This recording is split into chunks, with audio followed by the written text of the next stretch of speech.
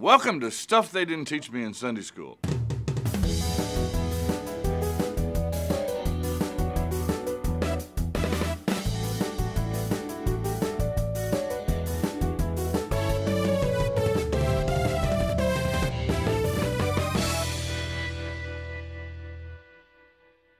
I'm going to take you today where I know you didn't go in Sunday school.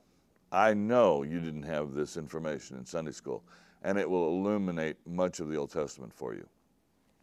We're told in Numbers chapter 25, these people are right on the shores, basically, of the Jordan River, ready to go into the land. Numbers chapter 25, verse 1, while Israel dwelt in Shittim, the people began to play the harlot with the daughters of Moab. These invited the people to the sacrifices of their gods, and the people ate and bowed down to their gods. So Israel yoked himself to Baal of Peor, or Baal of Peor. Nobody taught you in Sunday school what was going on with the whole Baal worship thing. You see, in Israel's religion, the issue was morality. In the religions of all the neighboring nations, the issue was fertility. How do you get the crops to grow? Because your life relied on those crops growing. So what did you have to do to get them to grow? Well, the Baal cult worship worked like this. They believed that they could manipulate Baal into causing it to rain. Baal was the storm god.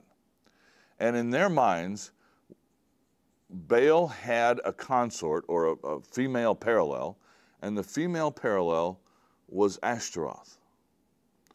And when Baal and Ashtaroth had sexual intercourse, it rained.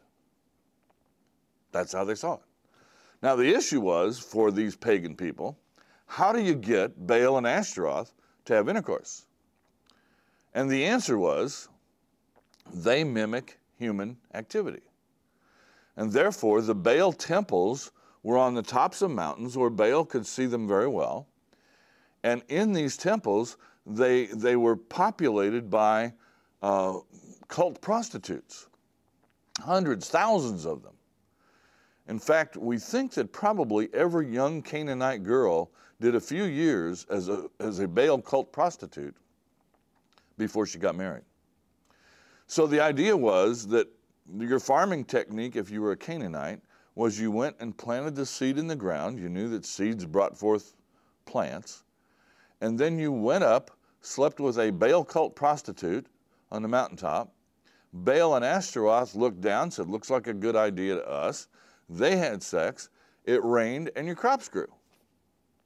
Had nothing to do with morality, everything to do with fertility.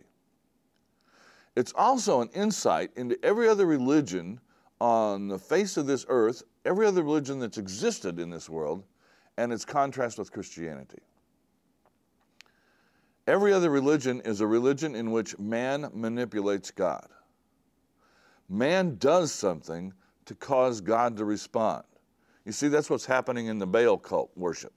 Man is doing something that causes the Baal and Ashtaroth to have sexual intercourse, which causes the rain. In every other religion on the face of this earth, man acts, God responds. In Christianity, God acts, man responds. And we get that mixed up.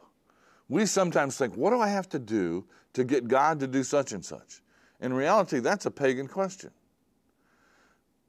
In reality, what God does is he acts, and I respond to his actions. I respond in gratitude, in love, and in service to what he does for me. And what does he do for me? Well, for the nation of Israel, in spite of their grumbling, in spite of their rebellion, in spite of who they were, he brought them to the promised land.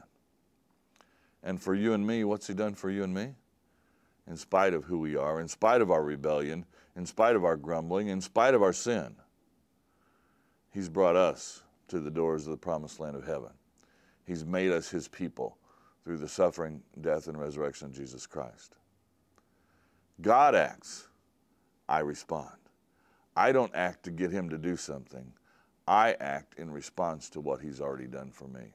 An important distinction that sets Christianity apart from all the religions of the world. And it begins with the Baal cults and the nation of Israel in the Old Testament.